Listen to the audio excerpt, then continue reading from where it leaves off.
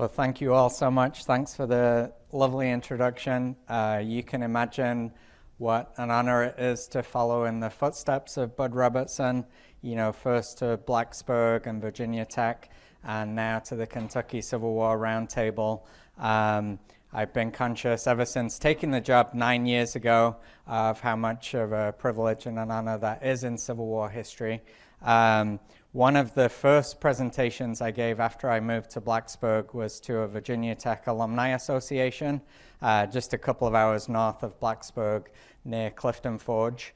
And when I arrived, nobody told me this before, but when I got there, they told me Bud had been coming to this alumni chapter for years and years, similar, not quite 50 years, but similar kind of story, and that he had proposed to his second wife at the event when he was giving his lecture.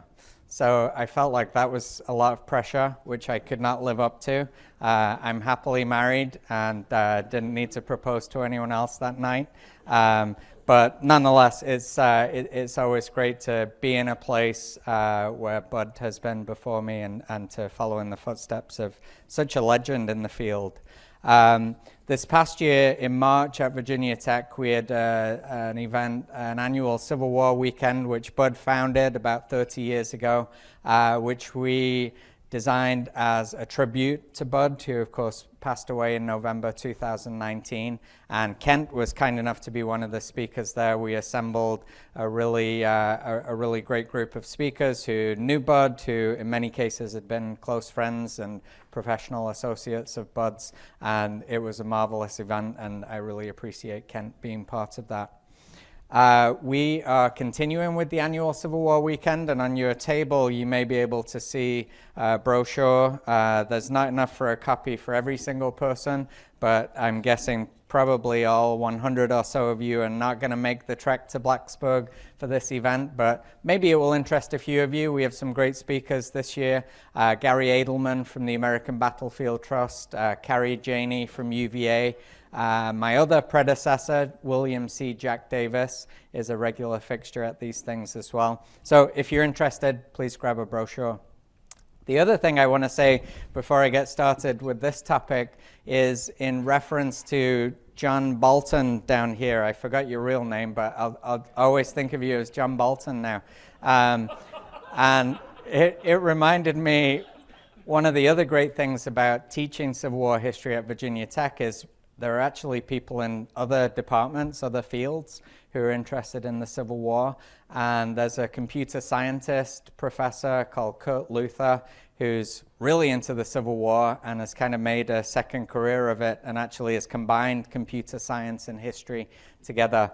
So he has a website which is called Civil War Photo Sleuth, and it is intended to identify all of those unidentified subjects of Civil War photographs. So basically it's using facial recognition technology plus old-fashioned sleuthing, as he calls it, with a community of knowledgeable experts to identify people in all of those Civil War photos of soldiers, who previously were not identified. So that's that. But as kind of a side project, he created a different website, which is called civilwartwin.com. And this is more for fun. You can upload a photo of you, and it spits back at you the Civil War soldier, leader, who you look most like. So even if you didn't quite make it to the Robert E. Lee category, maybe you can upload it there, your photo there, and see if you look like any other Civil War generals or leaders. So that's civilwartwin.com. All right, now, I'm really glad to be here talking about this book. I only brought one copy with me, so I'm not able to sell any, but this is what it looks like, just in case anybody is interested. And one of the things I have learned, I've been a college professor for about 15 years or so now, is that it's much more fun to start a lecture with a quiz rather than save the quiz to the end. So with that in mind, I'm going to present you with a place and a date and kind of get a sense of the knowledge in the room. And the place is Montgomery, Alabama. The date is February 4, 1861. And ask you, what am I thinking of? Close, but not quite. That was a couple of weeks after this. So February 4th is the day when the delegates came together for the Constitutional Convention for the Confederate States of America. So 6 states sent delegates. Of the first 7 states to secede, everyone except Texas had delegates in Montgomery on February 4th, 1861. Texas had just seceded on February 1st, so they weren't able to get their delegates. Texas was even further away from everywhere else back then than it is today, so they didn't quite make it in time. But for these delegates from the 6 other Deep South states, they're there in Montgomery, Alabama, basically to create a new country. And just think about that for a minute. That is a really big deal. They're there to create a new government. They're there to, name a president, formulate a constitution. They're there to think about creating a military, an army, and a navy. And of course, that's going to be extremely important. Even at this point, even though the real fighting hasn't begun yet, it seems very likely that it will do so soon. So creating a strong military is a big priority. They also had to do things like think about the borders of the Confederacy vis-a-vis the United States. They had to come up with some kind of diplomatic corps to begin the process of forging relations with the rest of the world and persuading the rest of the world that they were actually a legitimate nation state worthy of independence.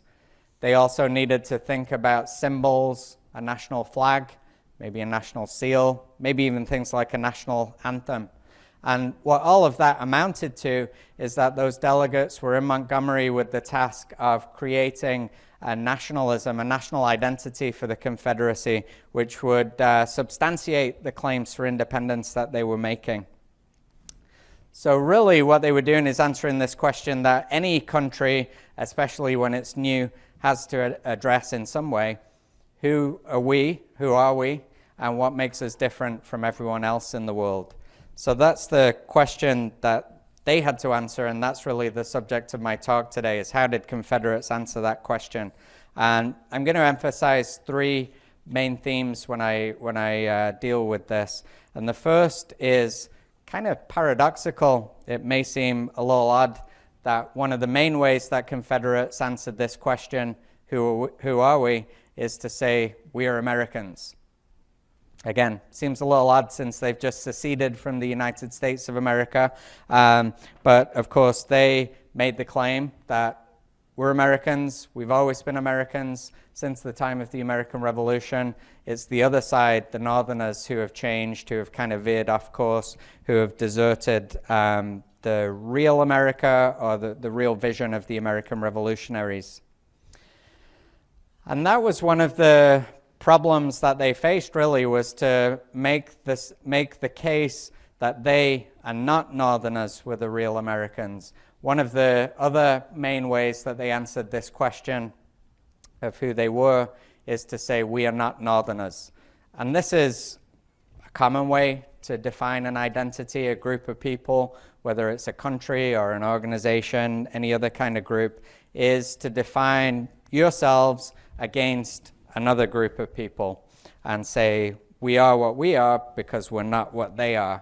So whether it's, we are Kentuckians because we're not Virginians, we are British because we are not French, we are Hokies because we are not Cavaliers, and in this case we are Confederates because we are not Northerners. That's what makes us distinctive. And often they struggled to make that case because there were so many similarities between the two sides, Southerners and Northerners. But at the end of the day, they often came back to that claim, we are Confederates because we're not Northerners. The most compelling way they made that case was by pointing to the most important characteristic that made them different and that had caused the conflict in the first place, which was racial slavery. So one of the other key ways they answered this question was to say, we are Confederates because we support slavery. We want to preserve slavery in the long term. We have organized our whole system of racial thinking around racial slavery, and that's the way we want it to be. So it's a difficult task they've set for themselves. They cannot manage in February 1861 to answer it in any, or to complete this task in any permanent sense. But that's what they start doing in February 1861 and continue to have to do for the next 4 years and more. So this obviously was not a completely new undertaking. They had had some practice. They had given a lot of thought in some cases to these questions before 1861 during the run-up to the Civil War, and even before that.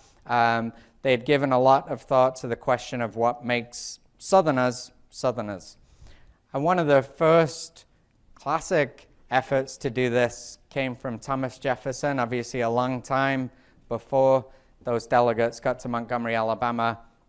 I'm sure some of you have seen this before, this famous letter he wrote to his French friend in 1785, where he listed the characteristics of Northerners versus Southerners. So in the North, they are cool, sober, laborious, persevering, independent, jealous of their own liberties and just to those of others, interested, chicaning, superstitious, and hypocritical in their religion. And then the South, you'll see, is also a mix of positive and negative characteristics. It's not like Jefferson, because he's a Southerner, is putting all of the positives in the Southern column, all the negatives in the Northern column. He's making a real effort here to analyze the different characteristics of the two groups.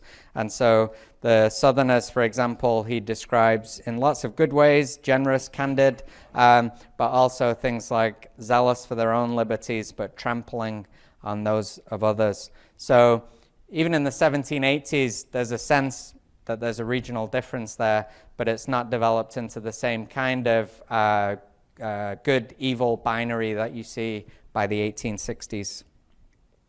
And really what changes that is the conflict over slavery, when abolitionism increases its rhetoric in the 1830s and Southerners defend slavery in response to that. That's when you start to see a real dynamic of good Southerner versus evil Northerner begin to develop in a serious way.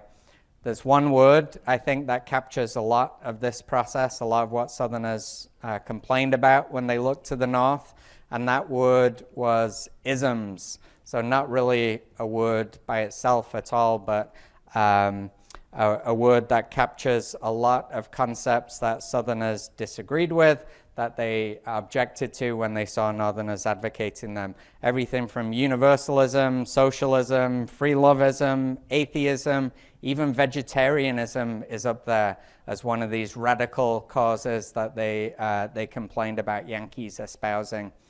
And what all this boiled down to was the sense among white Southerners that their whole sort of vision of social order, the way things should be, who should be important and powerful in their society, who should not be, all of that was being challenged by these Northern isms. And of course, no ism was more threatening to white Southerners, especially slaveholders, than this key one of abolitionism. And that really rose to the surface as the ultimate Northern crime or sin, was the crime of speaking out against slavery and complaining about the evils of the institution.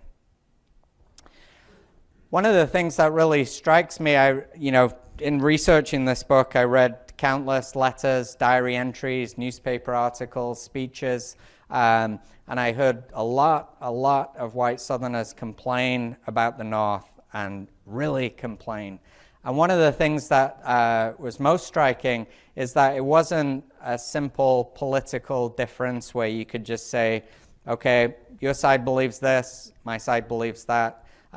We obviously differ, we want different policies, but we can understand your position. Instead of that, it was a moral affront. It was the idea that the existence of our society is threatened by the other side. And this quotation up on the screen gives you a sense of that. It's from a South Carolina man, Benjamin Evans, in the 1850s. He wrote to a congressman friend of his, warning him when he went to Washington as a congressman not to spend too much time with the Yankees, because, as he put it, the halls of Congress are like a dirty privy. A man will carry off some of the stink even in his clothes. And it's that sense of moral difference, and the moral threat from the North is really a big deal to these white Southerners by the 1850s. However, there's kind of another side to the story, I think of it. Even at the same time as, you find all of this heated rhetoric, again, all over the place, newspapers, diaries, and everything in between, there's also lots of evidence that white Southerners, whichever state they're in, whatever walk of life they're from, identify very, very strongly as Americans as well. So they celebrated the 4th of July, for example, very enthusiastically. They joined the U.S. military. Of course, Mexican-American War is a great example of that. They celebrated American history and culture. They saw this as the best country in the world. They really did see themselves as Americans, and so there's sort of a tension there in the way they're defining themselves as Southerners against Northerners, but also as Americans, still as part of the same country, still with the same history, the same heroes, the same general values. And even in 1861, that continued. It continued throughout the war, that you find lots of examples of Confederates laying claim to that American identity. We're still part of this history and culture. One great example of that actually is the Confederate Constitution. So I mentioned it was February 4th, 1861, when they assembled in Montgomery. That was a Monday. By that Friday, February 8th, they had written the Confederate Constitution, voted on it, finished it. They were ready to release it to the public. Can you imagine creating a new constitution in just a few days, just a short work week? And there are a couple of reasons, of course, why they did that. One reason is because they were under a lot of time pressure. They knew that Abraham Lincoln was going to be inaugurated March the 4th, 1861. That was the old inauguration date before the 1930s. And so they didn't have much time to work with. But the other reason, the reason they were able to get it done so quickly, is because they took a huge shortcut. They used the U.S. Constitution as a template. And so they made relatively few changes, and I don't want to downplay the importance of those changes. They were things like explicitly protecting slavery, which the U.S. Constitution hadn't done, mentioning God by name, which the U.S. Constitution hadn't done, a couple of other kind of tweaks to the mechanisms of government. So they were important changes, but for the most part, they stuck with the U.S. Constitution. Again, they thought of themselves as Americans. We're just continuing. We're preserving the real American values. And you actually see a similar kind of thing as well with the Confederate flag. This was one of the first things after the Constitution that they turned to. They created a committee. It was to develop a Confederate flag and seal. And they actually solicited advice and input from the Confederate public, so you can get quite a good sense of what people around this new country were thinking. And a lot of them actually suggested doing something similar to what they already had. So this is the Stars and Bars, the first national Confederate flag. And it's very similar to another flag, right? The Stars and Stripes. That's as it was in 1861. So the Stars and Bars obviously has fewer stars, also has fewer stripes, basically the same kind of flag, which caused some problems on the battlefield and elsewhere. But it really reflected this idea that we don't want to change too much. We just want to continue in the same direction we've been going on, leave this other side, the Northerners, behind, and perfect the promise, or complete the promise of the American Revolution. So one Alabama man, John Pelham, this was a letter he wrote to his sister in 1861 with a really interesting point about the new Confederate flag and the old U.S. flag. He says, he's a most ultra secessionist, but he's still proud of the American flag. And he's claiming that not only does the American flag have a connection to the new Confederacy, but also that he also says that Northerners should leave it behind as well. So in other words, if we can't have the Stars and Stripes, they shouldn't be able to have it as well. That was common property, and they have no right to use it. We should not permit them. So again, the flag, I think, is an important symbol. They recognized that at the time, and it tells you a lot about how they viewed their ongoing connection to the original American ideas from the 1770s. One of the key characteristics of a nation, certainly back then, I think still today, but certainly back then, was widely seen as a unique ethnic identity. And there are examples of nations, countries that are not based on a distinctive ethnic identity, but it certainly helped back in the 19th century if you're making the case that you're a distinctive nation to be able to say, we have a unique ethnic identity here. And so, sure enough, lots of Southern writers talked about this. And we were talking a little bit at dinner about the English Civil War, and my talk is now going to address that a little bit. One of the ways that Southern writers, and this was before the Civil War, but even more so during, one of the ways they made this claim that, the Confederacy versus the USA didn't just kind of erupt in 1861, but had long-standing roots, was to sort of map it back onto the English Civil War from the mid-17th century.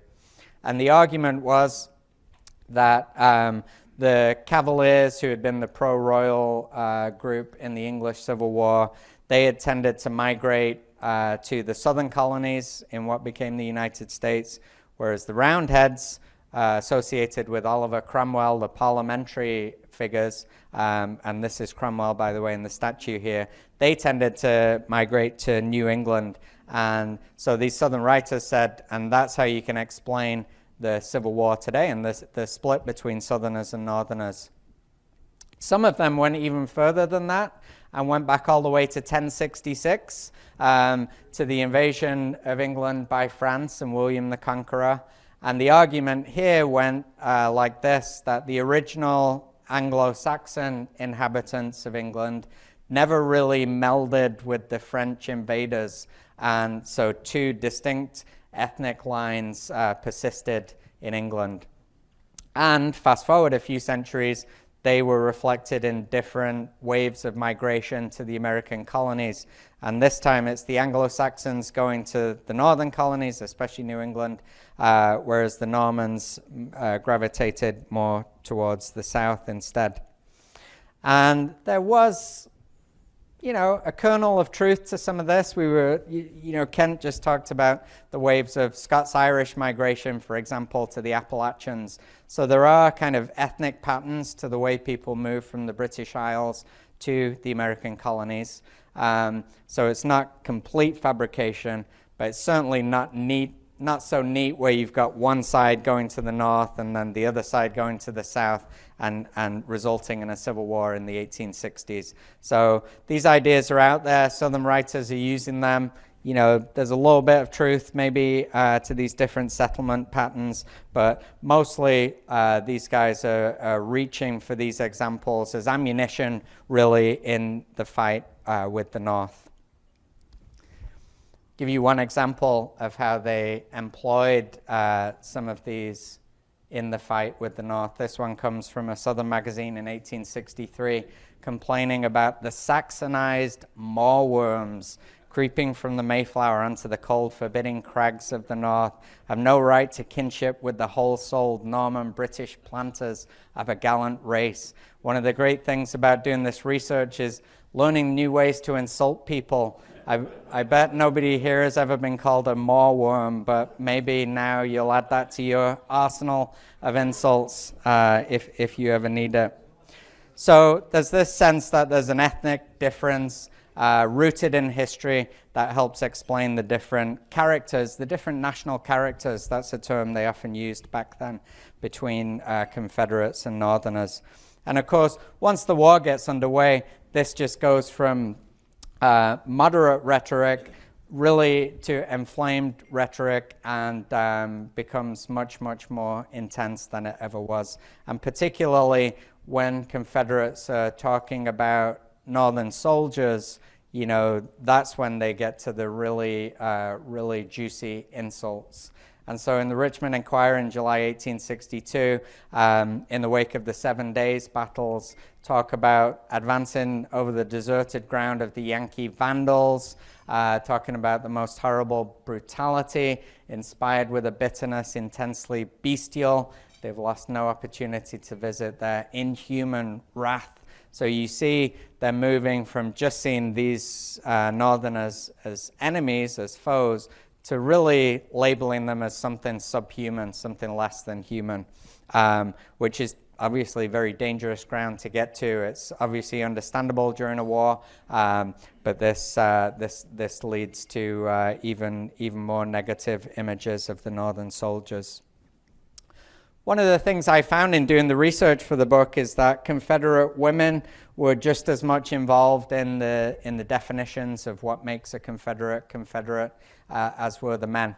And so I used a lot of women's diaries and letters in the book, and they also came up with some creative ways to insult Northerners and to talk about them. So Lucy Johnson Ambler, she was in Northern Virginia in 1863, and there were Northern troops in her area, and she wrote angrily in her diary, "Is there a man among them? They seem like demons from the lower regions." Some of them even, I don't have an example of this in the talk, some of them used the phrase blue devils to describe these Yankee soldiers. So as a graduate of UNC, I like to think about the animosity towards Duke University existing as early as the 1860s. Thank you. Wow. I didn't know that would be the applause line, but I'm glad. Thank you. Particularly in occupied areas, you see a lot of vehemence directed towards Union troops. Again, totally understandably. This one from Kate Carney in Tennessee, she talks about seeing a Union officer. And this one gets me because it's not over the top, it's not an extreme insult, but it feels very earnest that she just wants to see this guy die. And she can't believe it's much of a sin either. So again, lots of examples from occupied parts of the Confederacy. And in Kentucky, where we are today, of course, as you might expect, this is one of the places where you see, if anything, even more bitter enmity directed towards the opposing side, precisely because the lines aren't so clear-cut. And of course, here and in other border states, there's much more division within families over nationality. The great book by one of your local Civil War historians, Amy Morrill Taylor, The Divided Family in Civil War America, gets into these examples really nicely. So maybe more so in the border states, you see national identity being played out and being the lines between the nations being sharpened in everyday interactions with friends, family members, as well as the really extreme examples like these soldiers. Let's see. Sometimes Confederates saw Yankee soldiers as threats to Southern womanhood, and this obviously was a very powerful source of enmity towards the Yankees. They don't usually come right out and say Yankee soldiers are a sexual threat to Southern white women, but they sometimes get pretty close, like in this quotation from a Southern magazine, talking about the possibility that our mothers will be made cooks for Yankee matrons, our sisters to be made chambermaids for Yankee harlots. It's an insult against the idea of respecting Southern women. And so this, as you can imagine, really adds fuel to the fire of hatred for Northerners. There's an image here as well, sketched by Adelbert Volk, who was in Baltimore during the war, but staunch pro-Confederate. And he depicts Northern soldiers here ransacking the bedroom of a Southern woman in occupied territory. And again, just kind of sends that signal that as well as all of the other terrible things they do on the battlefield and off it, they're also a threat to the sanctity of Southern womanhood, and it doesn't get much more threatening than that.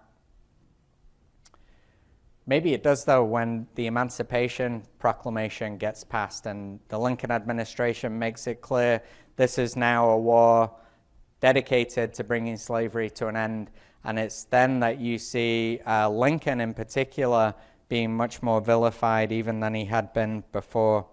So I've got a few visual examples of that to show you.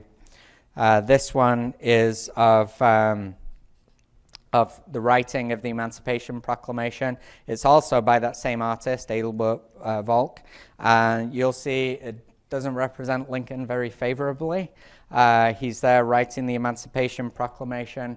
Probably you can't make out the details, but his foot is resting on a volume there which is labeled U.S. Constitution.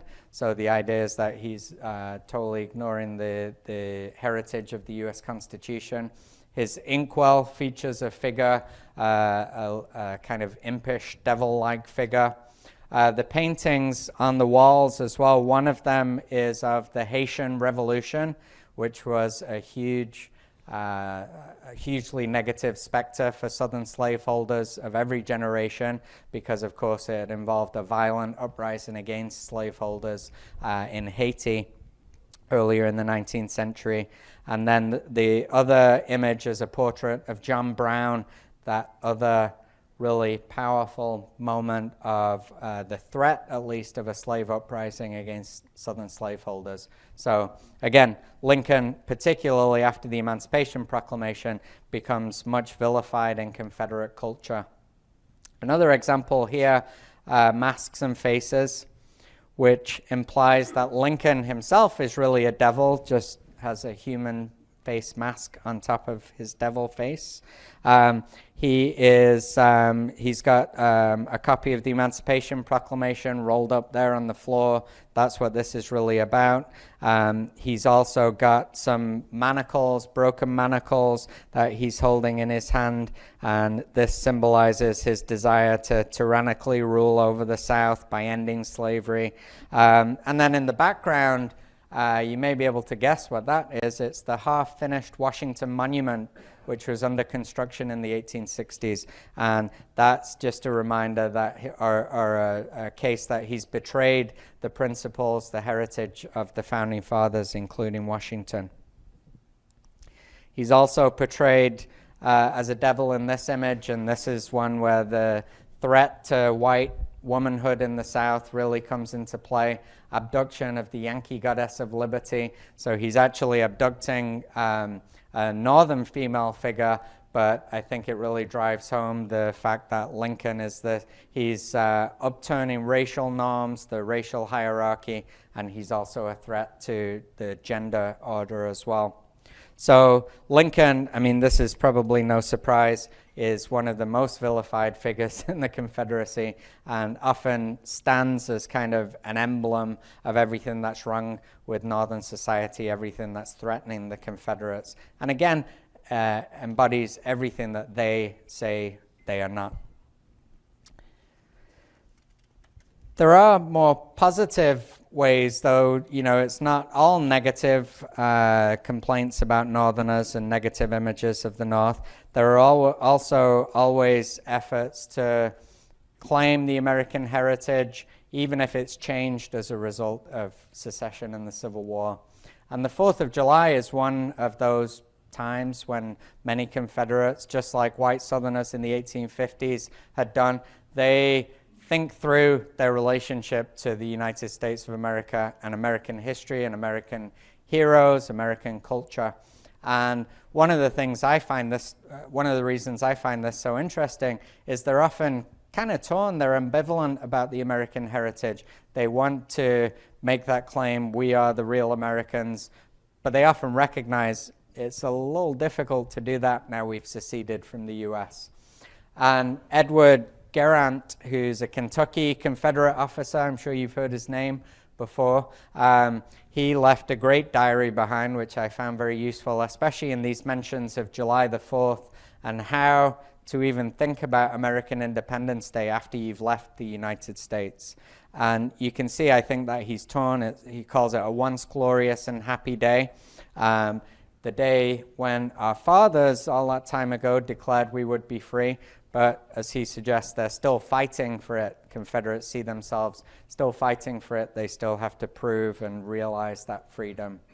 And he complains too in 1863 about how the memories, the legacy of the American Revolution, the 4th of July, all of that has been disgraced by a degenerate offspring, i.e. Northerners and the Lincoln administration.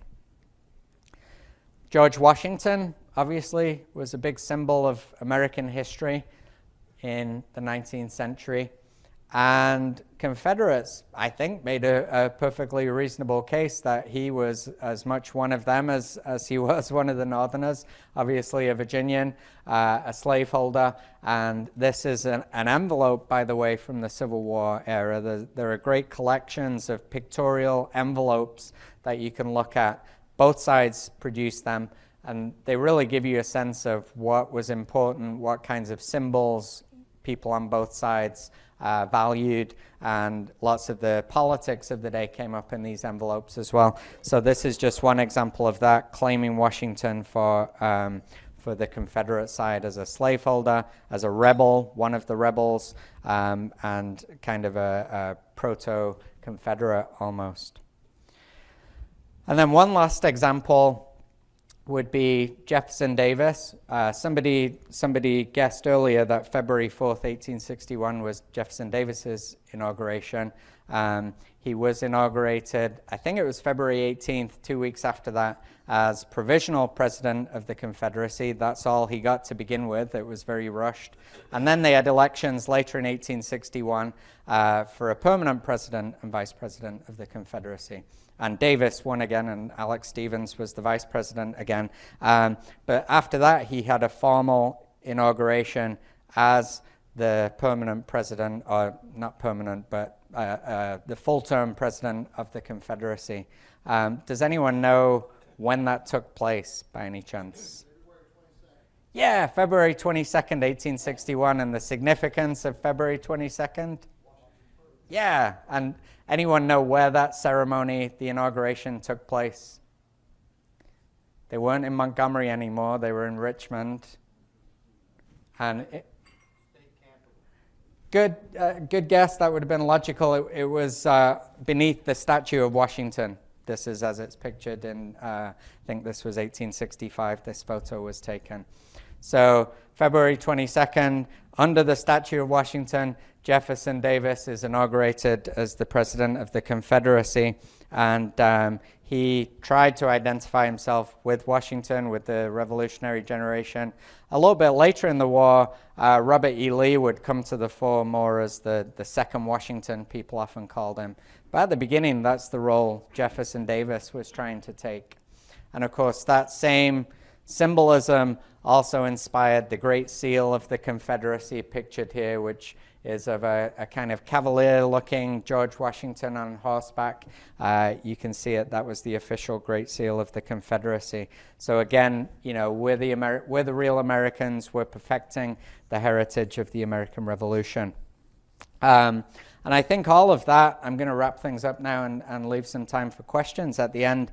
I think all of that gives you a sense of how Confederates were trying to answer some important questions. Obviously, the who are we question and what makes us different from everyone else.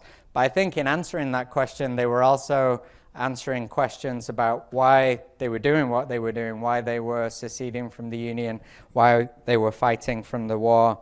And there's also always a lot of tension in their answers to those questions, particularly between we are the real Americans versus but we have left the Union versus Northerners are apostates who have deserted the heritage of the American Revolution. So again, that's what makes it really interesting for me to study this stuff, is because they were undecided, they were ambivalent and torn a lot of the time. And the final thing I'll say about Confederate nationalism, of course, is that they never got to finish it. People often, if you say that phrase, Confederate nationalism, when I was researching this book, sometimes people would kind of say, well, it didn't really exist, did it? What's the point in studying that? And they were right, in a sense, because it didn't succeed. But at the same time, it was very real in the lives of white Southerners between 1861 and 65. And if you compare it to the American Revolution, you know, if you look at the 1770s and 80s, was there an American nationalism of any strength at that time? Probably not, but because it resulted in a lasting nation, it seems more real somehow than Confederate nationalism. But because I think the Confederates define themselves so much with reference to the American heritage, that actually made it a little easier in 1865 and afterwards to reintegrate into the American Union, back into the United States. They claimed, really, we've been Americans all along. We tried a new country, didn't work, and we're still the same people with the same values and ideals. So with that, I'll leave it there. Thank you so much for listening. Look forward to your questions and comments. Thank you.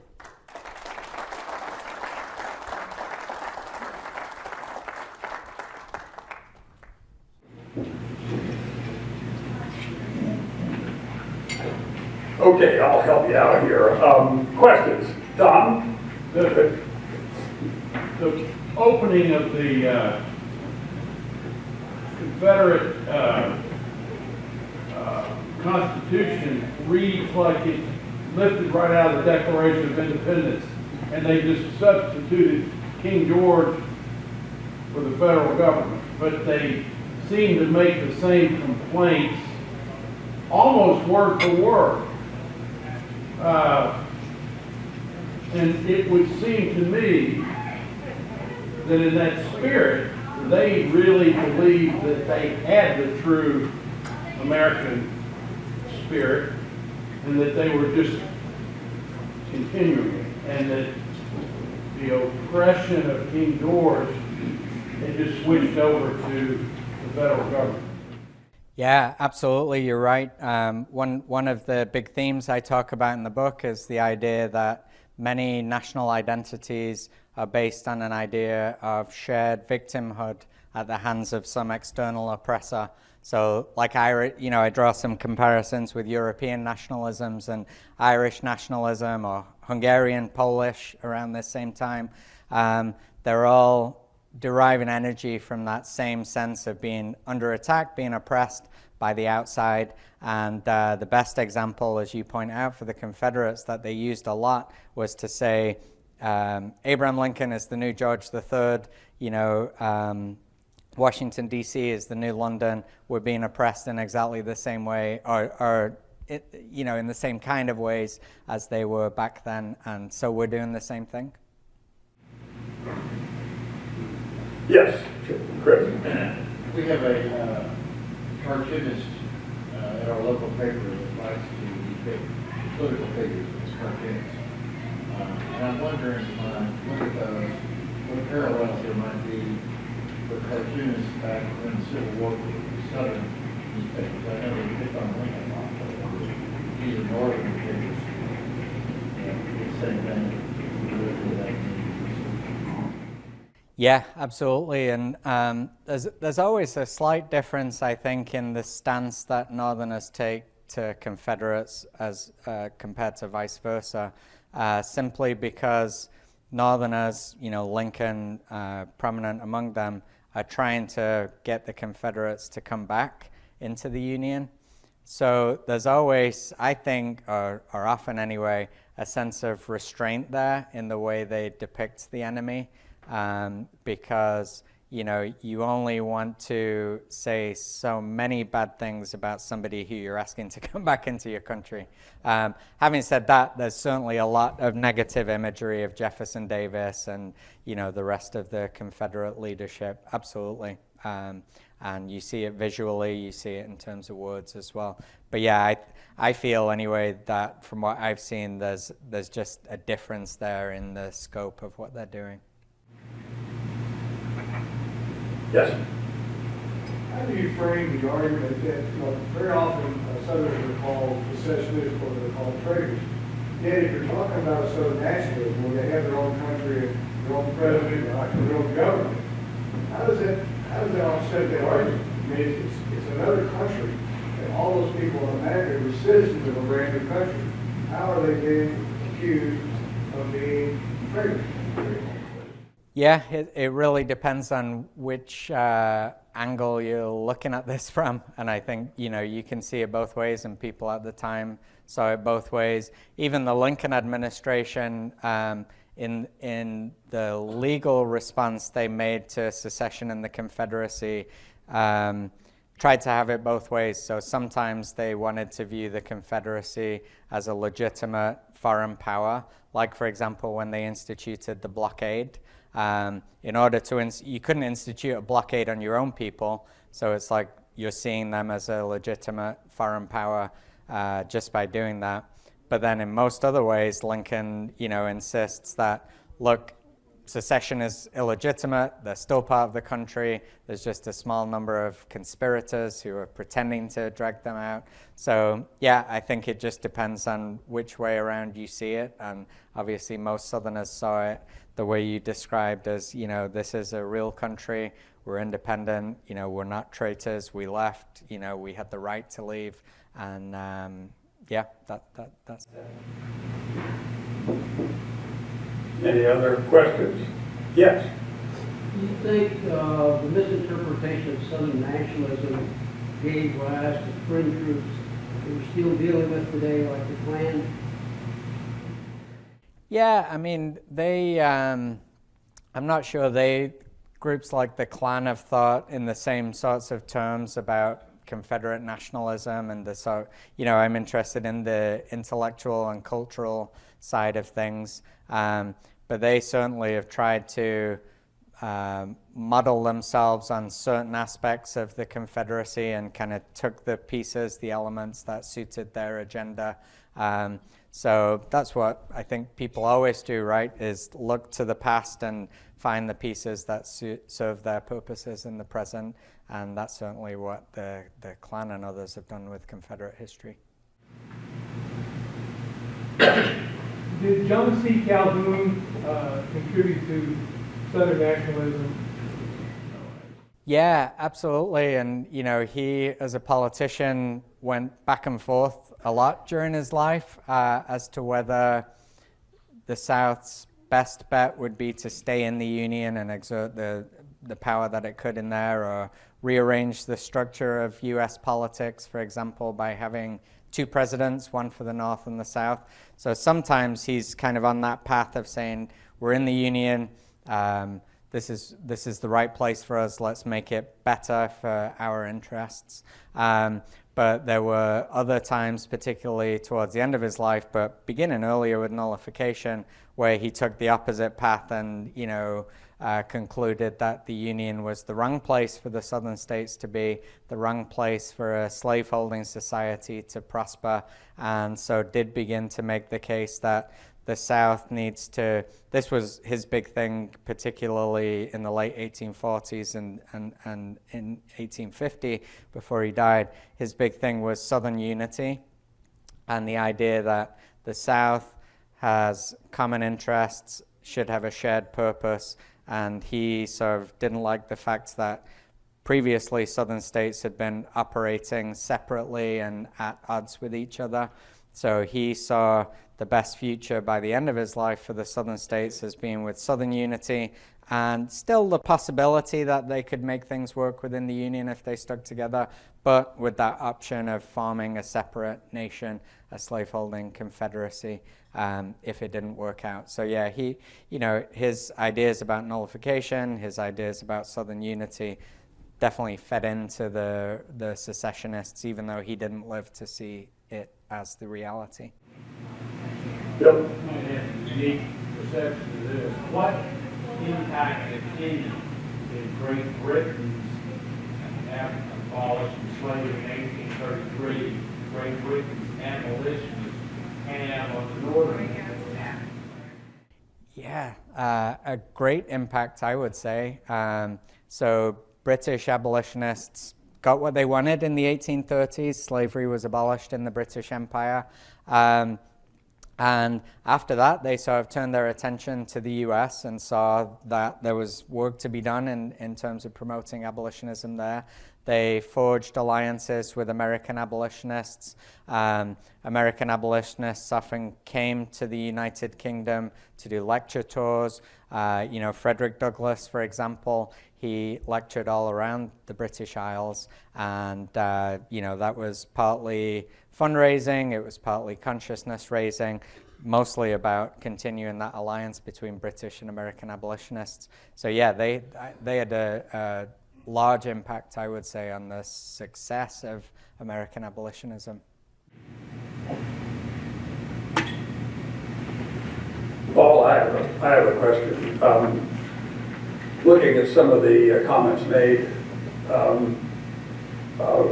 right before the war began and then throughout the war, not only illustrated to me a dislike of Northerners, but a fear of them. And Stephen Channing years ago wrote a book called The Crisis of Fear.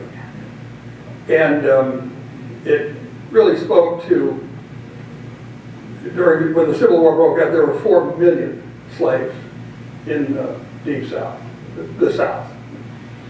And what would happen if these Northerners managed to force them to be free?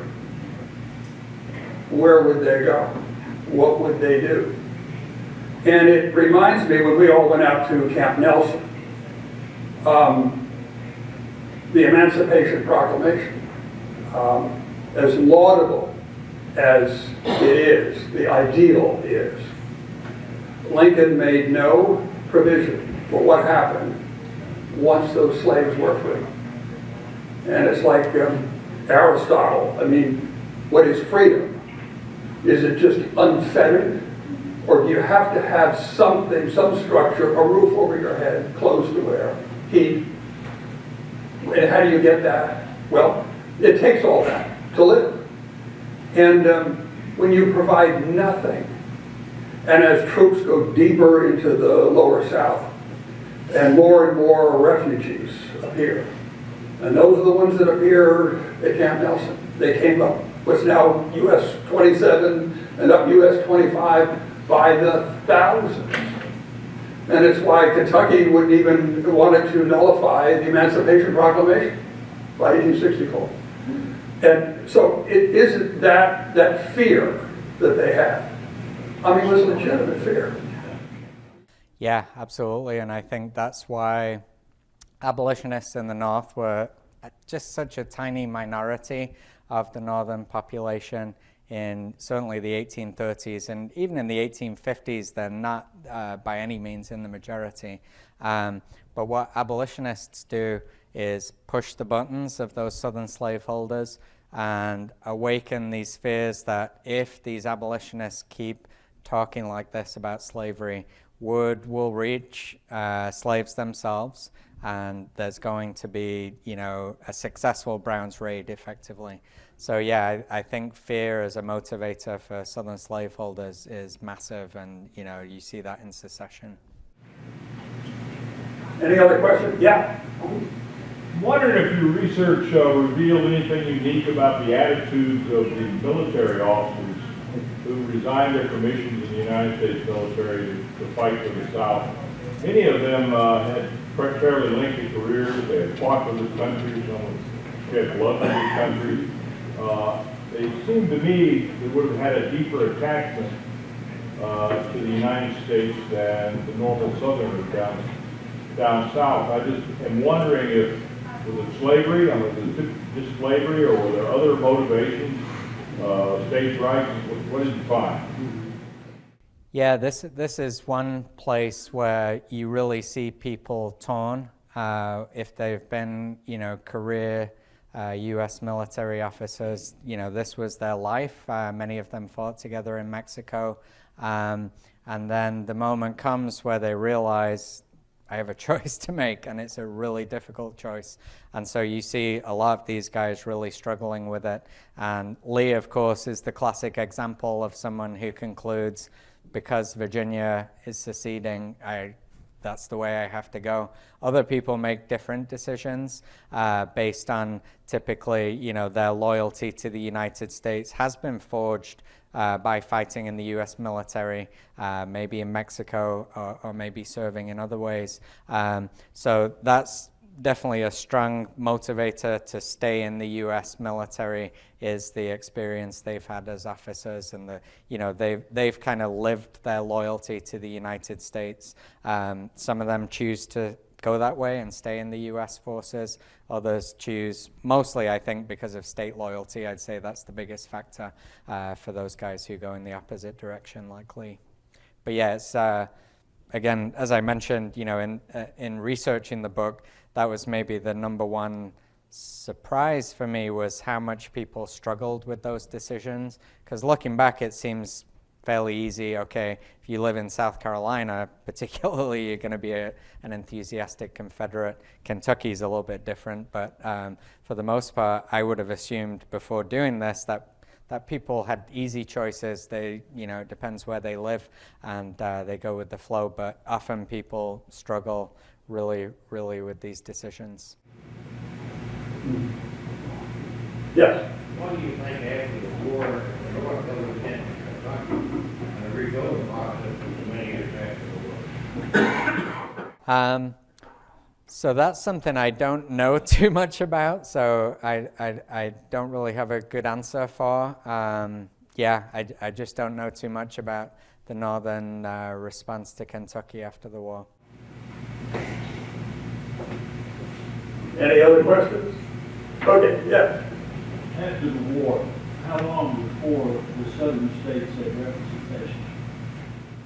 Well, some of them had representation or tried to get representation a few months after the end of the war. In December 1865, the southern states, for example, tried to send Alexander Stephens, the former vice president of the Confederacy, to the U.S. Congress in Washington. So that was the assumption. It's a little bit chaotic in 1865, but they kind of look to Washington, look to the new president, Johnson, think he's going to be lenient, and therefore we can just try and get back to normal as quickly as possible. So they tried to send representatives. Republican congressmen, don't like that at all for obvious reasons.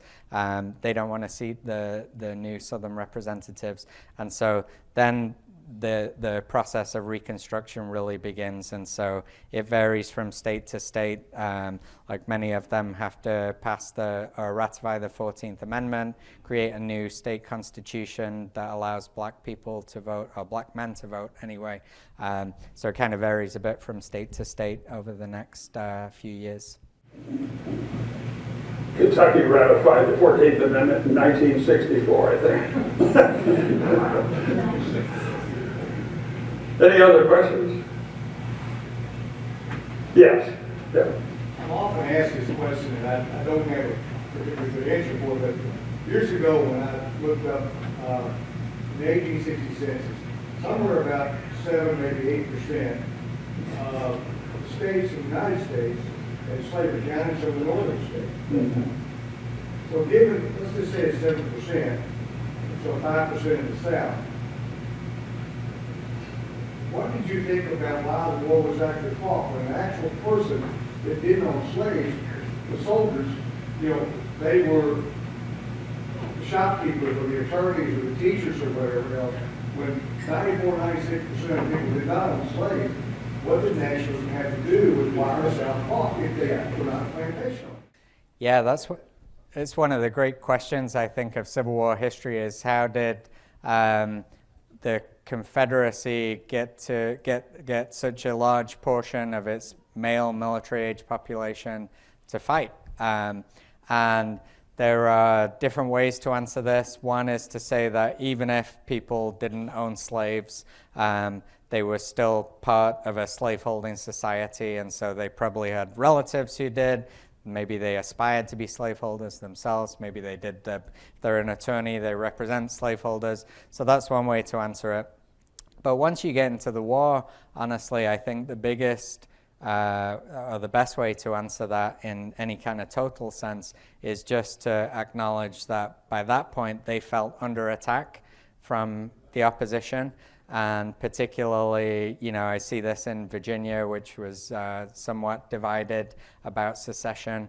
But once, Lincoln makes his call for troops, and there's a sense that he's going to go after the Deep South states militarily, and certainly once they secede, even if people didn't agree with that decision to secede, once the war begins and your location is involved, you've got enemy troops threatening you, maybe not directly, but in some shape or form.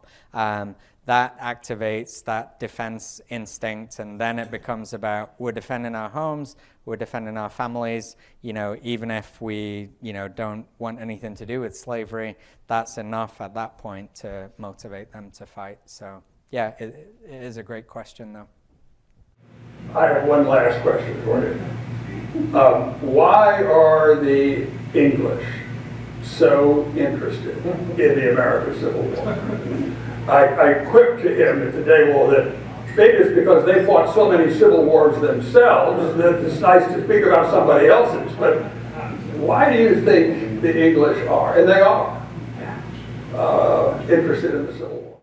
Yeah, I think I always think about it in terms of the huge stakes of the American Civil War, the scale of the conflict for one thing, which in the 19th century, certainly before you get to the World Wars of the 20th century, the scale of the American Civil War is enormous. The stakes of the war, whether the United States is going to stay together as one country, I think everyone in the world today, if they think about that for a moment, realizes what a turning point in world history that could have been if the U.S. had broken apart. And, we can speculate about what would have happened after that. It almost certainly wouldn't have resulted in a strong world power in the 20th century, which is what we got. So I think, if you think about that, the Civil War seems important. I also mentioned to you the characters in the Civil War, Lee, Jackson, Lincoln, so many fascinating historical characters about which so much has been written. Films, I think, is part of it as well. Some of the big Civil War films like Glory, for example, would be one way British audiences learn about the Civil War. But finally, I would say, when I taught in the UK, so I went to university in the UK as a student and then went to grad school in North Carolina. Then I taught at the University of Edinburgh in Scotland for a few years.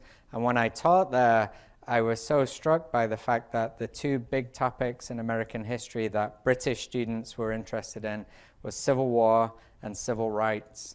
And I began to think anything that makes the US look bad or weak or, in conflict with itself maybe appeals to the former colonial power who feels a little bit left behind. I don't know. Well, they even have a Civil War Roundtable of the United Kingdom that meets in London. And it is hugely attended. So it always interests me to get perspectives on those folks across the pond. And reenactors as well. There are reenactors. Yeah. Mm-hmm. Well, listen, Paul, thank you so much. Thank you. Thank you. Appreciate the opportunity. Great. Thanks.